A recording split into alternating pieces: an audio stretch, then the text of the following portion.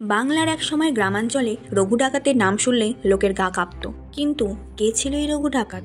নদিয়া জেলার এক গরিব কৃষক পরিবারে জন্মেছিল রঘু। ছোটবেলা থেকেই সে ছিল শান্ত, পরিশ্রমী এবং সৎ ছেলে। কিন্তু এক জমিদারের অন্যায় অত্যাচারে তার বাবা মা সব হারিয়ে মারা যান। রঘু একা হয়ে পড়েন। সেই থেকেই রঘুর মনে জমে যায় প্রতিশোধের আগুন। বড় হতে হতে রঘু হয়ে ওঠে এক সাহসী ও চতুর যুবক। সে নিজের দল গঠন করে, জমিদারদের অত্যাচারের বিরুদ্ধে লড়াই শুরু করে। তবে রঘু কখনো গরিব মানুষদের ক্ষতি করত না, বরং সে ধনীদের কাছ থেকে সম্পদ লুটে গরিবদের মধ্যে বিলিয়ে দিত। এ কারণেই তাকে বাংলার রবিনহুড বলা হতো। ক্রমশ রঘুর গল্প ছড়িয়ে পড়ে গ্রামে গ্রামে। রঘু রাতে আসে, অন্যায়ের শাস্তি দেয় এবং ন্যায়ের পক্ষে দাঁড়ায়। পুলিশ বহুবার রঘুকে ধরার চেষ্টা করলেও ধরতে পারেনি। অবশেষে এক বিশ্বাসঘাতকের কারণে রঘু পুলিশের হাতে ধরা পড়ে। ধরা পড়েও রঘু মাথা নত করেনি।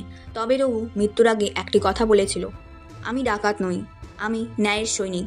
অন্যায়ের বিরুদ্ধে লড়াই যদি অপরাধ হয় তবে আমি অপরাধী। রঘু ডাকাতের নাম আজও বাংলার কোনায় কোনায় বেঁচে আছে, এক সাহসী বিদ্রোহী হিসেবে, যিনি অন্যায়ের বিরুদ্ধে রুখে দাঁড়িয়েছিলেন, গরিবদের পক্ষে এসে দাঁড়িয়েছিলেন। রঘু ডাকাত আমাদের এই শিক্ষাই দিয়ে গেছেন যে অন্যায়ের বিরুদ্ধে রুখে দাঁড়ানোই সত্যিকারের সাহস।